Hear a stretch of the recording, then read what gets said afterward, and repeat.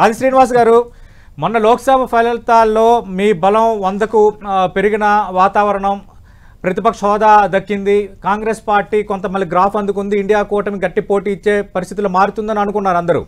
But హర్యానాని చేజేతులారా చేజార్చుకున్నారనేది ఇప్పటికీ మీపై ఉన్న ఆరోపణ కాంగ్రెస్ పార్టీపై. రెండోది, మహారాష్ట్రలో భారతీయ జనతా పార్టీ అద్భుతమైన స్ట్రాటజీ కానీ, ప్లానింగ్ కానీ, ఫీల్డ్ లెవెల్లో ఏం జరుగుతుందో తెలుసుకోవటం కానీ, ప్రజల్లోకి వెళ్ళటం కానీ, అద్భుతమైన విజయాన్ని అందుకోవటం. అంటే ఒక రకంగా Bharatiya Janata party bounce back అయినట్టుగా మళ్ళీ స్పీడప్ అవటాన్ని కాంగ్రెస్ పార్టీ ఎలా చూస్తుంది? మీ ఫెయిల్యూర్స్ని ఒప్పుకుంటారా? అంటే ఇప్పుడు ఓటమిని అంగీకరించాల్సిందే, గెలిచిన వారికి మనం శుభాకాంక్షలు చెప్పవలసింది, అందులో అనుమానం ఏమీ అక్కర్లేదు. కాకపోతే మనం ఓడినటువంటి సందర్భంలో జరిగినటువంటి దానిపైన కూడా ఎలా జరిగింది, ఏం కథ అనేది చర్చ జరుపుకోవాల్సిన అవసరం ఉంది, ఆత్మావలోకం చేసుకోవాల్సిన అవసరం కూడా ఉంది కదా. ఇక్కడ మహారాష్ట్రకి సంబంధించినటువంటి ఎన్నికల్లో నాకు నా మటుకు ఆలోచనలో నేను అనుకుంటున్నటువంటిది, వాళ్ళకు గేమ్ చేంజర్ గా వాళ్ళ అధికారులు ఉన్నప్పుడే మహిళలకు ఏదైతే నెలకు 1500 ఇస్తామన్నటువంటి అమౌంట్ 5 మాసాలు ఒకేసారి వేయడం వల్ల ఈ ప్రభుత్వం వస్తేనే మాకు ప్రతి నెల ఈ డబ్బు రావడానికి అవకాశం ఉందని చెప్పి అనుకోని ప్రభుత్వ పక్షం నిలబడరేమో అనేటువంటిది ఒకటి. రెండవది, మేము ఏదైతే పొత్తులో భాగంగా బలమైనటువంటి స్థానాలు ఉన్నప్పటికీ కూడా మిత్రపక్షాలకు ఇచ్చేటువంటి క్రమంలో కూడా కొంచెం ఏమైనా జరిగిందా ఏమర్పాటు అనేది చూసుకోవాల్సిన అవసరం ఉంది. రెండోది, ఎవరైతే మేము మా టికెట్లు దక్కక ఇండిపెండెంట్ గా పోటీ చేసిన వాళ్ళందరికీ కూడా భారతీయ జనతా పార్టీ అదే విధంగా ఉంచే క్రమంలో వాటికి అర్థికంగా భరోసాను మంచి వచ్చేసి వాళ్ళు ఉండడం వల్ల కూడా మీకు కొంచెం వీక్ అయినట్టుగా భావన నాలో ఉంది. దాంతో పాటు ఎంఐఎం కూడా ఇంచుమించు 16-17 స్థానాల్లో కూడా దెబ్బతీసినట్టుగా కూడా కనిపించేటువంటి సందర్భం.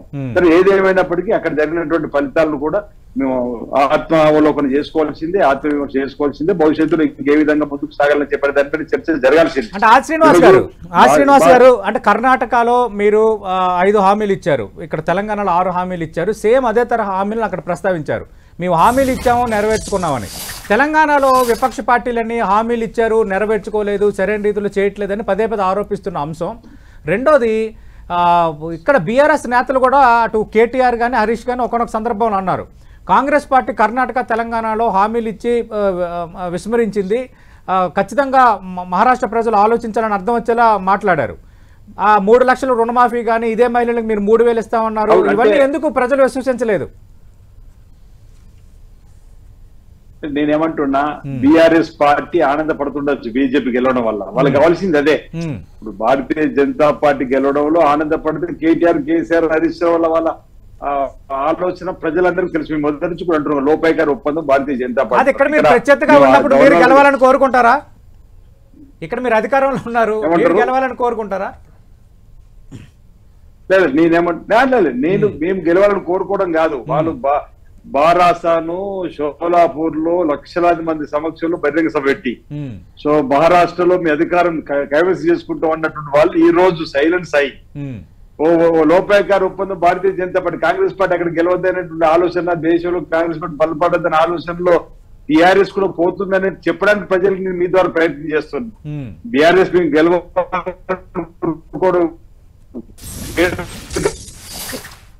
వాళ్ళు బీజేపీ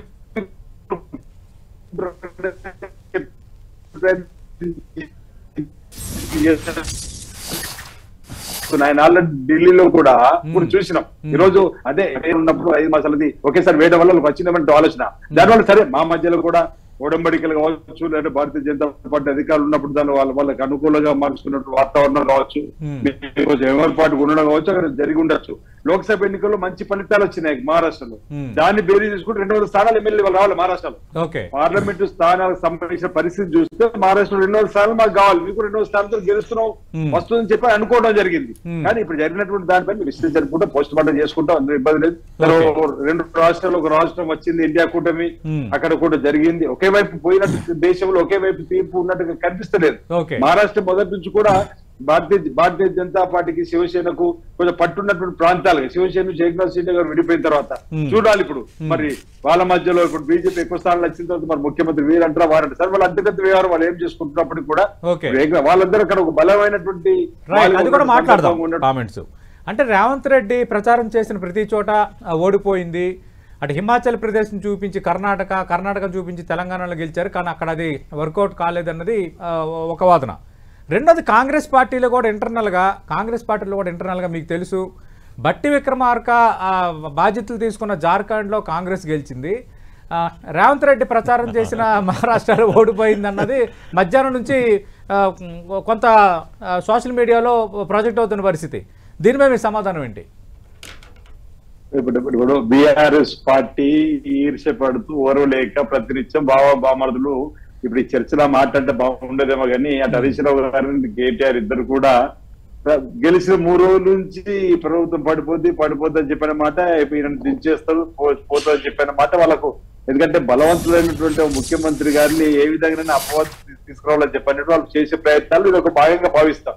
ఇప్పుడు ఒకటి నేనేమంటున్నా, గౌరవ ముఖ్యమంత్రి రేవంత్ రెడ్డి గారు, ఇది మా కాంగ్రెస్ పార్టీ దేశ స్థాయిలో జాతీయ పార్టీ నాయకత్వం ఇచ్చిన బాధ్యతలు ఒక కార్యకర్తలాగా వారు నెరవేర్చినారు. అదేవిధంగా ఒక కార్యకర్తలాగా మా డిప్యూటీ సీఎం గారు కూడా నెరవేర్చినారు. అక్కడ ప్రభుత్వం వచ్చింది, ఇక్కడ ప్రభుత్వం రాకపోవచ్చు, కానీ బాధ్యత అయితే సమర్థవంతంగా నిర్వర్తించినా లేదో చూడాలి.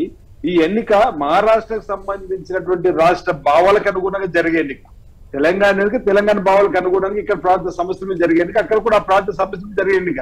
అందుకే నేను అంటున్నా, అక్కడ జరిగినటువంటి ఆ ప్రాంత మహారాష్ట్రలో జరిగినటువంటి ఎన్నికలలో భావ సారూప్యత కలిగినటువంటి పార్టీలు, భారతీయ జనతా పార్టీ, ఏకనాథ్ షిండే విడిపోయిన వర్గం, లేకపోతే శరద్ పవార్ అన్న కొడుకు అజిత్ పవార్, ఈ విధంగా ఆ కుటుంబ కళల మధ్య జరిగినటువంటి క్రమంలో మేము ఒక అలయన్స్ గా ముందుకు పోయిన క్రమంలో మాకంటే మెరుగ్గా వాళ్ళు ప్రదర్శన జరగడం వల్ల వాళ్ళు గెలిచిరని చెప్పని మేము చెప్తున్నాం. దాని శుభాభినందనలు కూడా ఎప్పుడు జరిగింది, మేము ఓడిపోవడం ఏ విధంగా జరిగింది, ఎవరి పాటు ఎక్కడ జరిగింది, పొరపాటు జరిగింది అనేది సమీక్షించుకుంటాం అంటున్నాం. ఇందులో గేమ్ చేంజర్ అని అంటున్నా. నా మాట అప్పుడు కూడా ఎవరు అడుగుతూ చెప్పిన, వాళ్ళు ఏదైతే 2500 అధికారం ఉన్నప్పుడు 5 నెలలు వేయడం అనేది వాళ్ళు బాగా కలిసి వచ్చింది అనేది ఒకటి. ఎంఐఎం కూడా 15-16 స్థానాల్లో, మరొకటి మేము కూడా అనేక మిత్రపక్షాలకు సీట్లు ఎక్కువ ఇవ్వడము, ఈరోజు దీని వల్ల కొంచెం ఇబ్బంది తలెత్తింది అనేది నేను భావిస్తున్నాను. దానిపైన సమీక్షించుకుంటాం.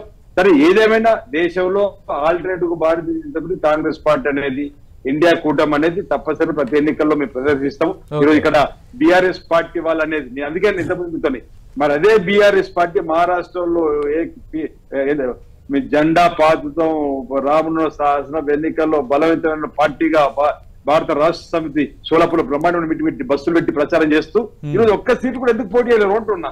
అక్కడ అంటే బీజేపీ గోపాయకార ఒప్పందమైనటువంటి వీళ్ళు ఎక్కడ కాంగ్రెస్ గెలిస్తే మహారాష్ట్రలో దేశంలో ఎక్కడ కాంగ్రెస్ పార్టీ అధికారులకు అసలు నామరూపాలు కూడా పోతామని చెప్పిన భయంతో ఏదో మా ముఖ్యమంత్రి గారిని ఈర్ష్యపడుతూ ఓరలేక ప్రచారం పరుడు కాదు. మా ముఖ్యమంత్రి రేవంత్ రెడ్డి గారు క్రమశిక్షణ గల ఒక నాయకుడిగా, కార్యకర్తగా, ఒక ముఖ్యమంత్రిగా జాతీయ స్థాయిలో ఉన్నటువంటి మా కాంగ్రెస్ పార్టీ నాయకత్వం చెప్పడంలో ప్రచారం చేసి వచ్చారు. అంత మాత్రం దానికి రేవంత్ రెడ్డి ప్రచారాన్ని మంత్రులు ఎత్తి చూపడాన్ని మీరు సమర్థిస్తారా? ఇప్పుడు చర్చ ఏంటంటే, రేవంత్ శ్రీనివాస్ గారు, ఈ ఫలితాలతో మీరు నేర్చుకోబోయే పాఠం ఏంటి? అంటే మీరు లోక్సభ ఎన్నికల్లో కూడా రిజర్వేషన్లు ఎత్తేస్తారని చాలా అంశాలను మీరు తెర ముందుకు తెచ్చారు. అలాగే ఈ 10 ఏళ్ల పాలన, కొంత ధరల పెరుగుదల, కొన్ని నిరుద్యోగం, ఇలాంటి కొన్ని అంశాలు కూడా ఎన్డీఏ గవర్నమెంట్ ఎన్డీఏ 2 మీద కొంత ఇంపాక్ట్ చూపించాయి. బట్ వేరేజ్ రాష్ట్రాల ఎన్నికల్లో కూడా మీరు అవే అంశాలను ప్రస్తావిస్తున్నారు కానీ ప్రజలు యాక్సెప్ట్ చేయట్లేదు.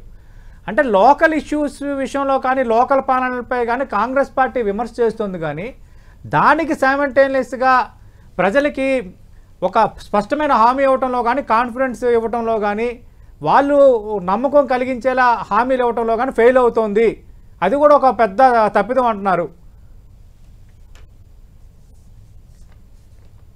లోక్సభ ఎన్నికలు ముగిసిన 6 నెలల్లో భారతీయ జనతా పార్టీ గెలుచుకున్న 2వ రాష్ట్రం, స్ట్రైట్ విజయం సాధించిన 2వ రాష్ట్రం మహారాష్ట్ర. శ్రీనివాస్ గారు,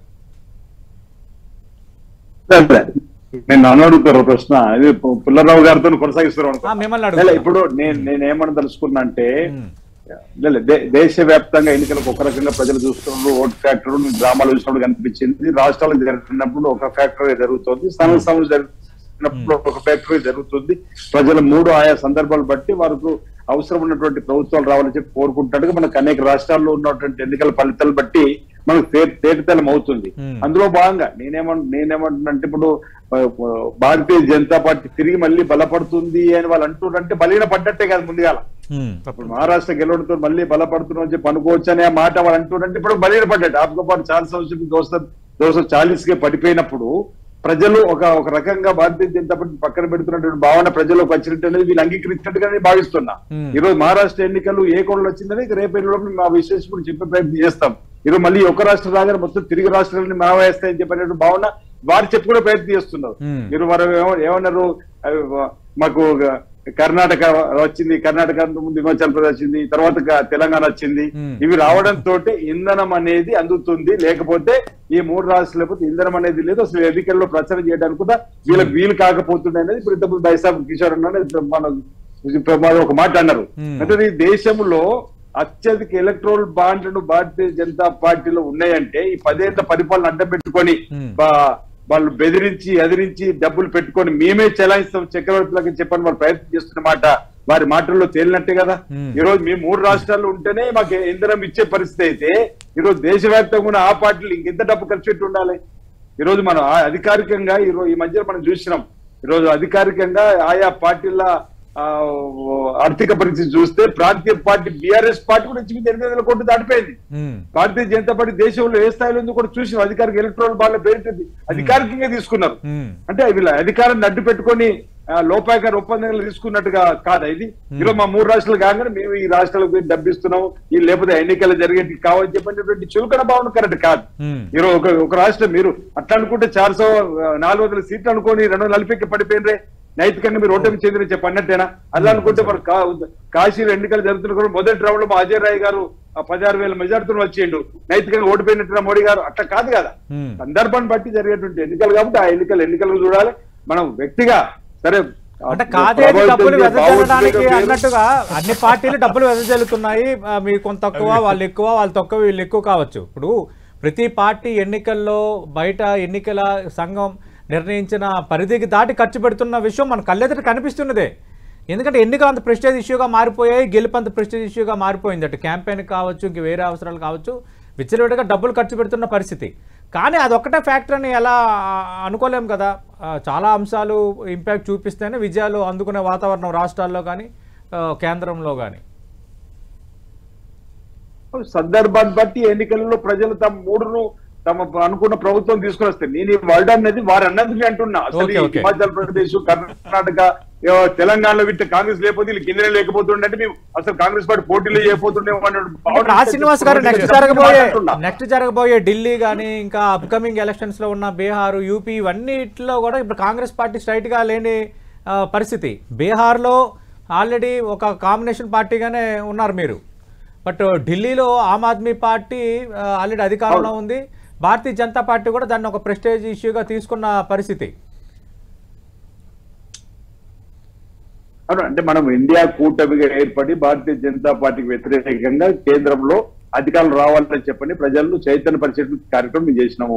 రేపు జరగబోయే రాష్ట్రాల ఎన్నికల్లో కూడా ఇండియా కూటమి ద్వారా వెళ్తాము. భారతీయ జనతా పార్టీ ఆ ప్రాంతంలో ఉంటే ఆ భారతీయ జనతా పార్టీ యొక్క అంశాలను ప్రజలకు చెప్తూ మేము చైతన్య పరిచే కార్యక్రమం తీసుకొచ్చి ఆ ప్రాంతంలో మా ఇండియా కూటమికి వెళ్ళడానికి కోసం ప్రయత్నం చేస్తాం. భారతీయ జనతా పార్టీ మళ్ళీ కుదురుకుంటుందంటే బలీన పడ్డట్టే. నేను మమ్మల్ని లేదు, అసలు లేదు, కాంగ్రెస్ పార్టీ అక్కడ పార్టీ ఇక్కడ పార్టీ తోక అంటే ఏళ్ళకి వెళ్ళి తోక ఇచ్చిందంటారు. తోకెళ్ళిపోతే కూడా ఇబ్బందే.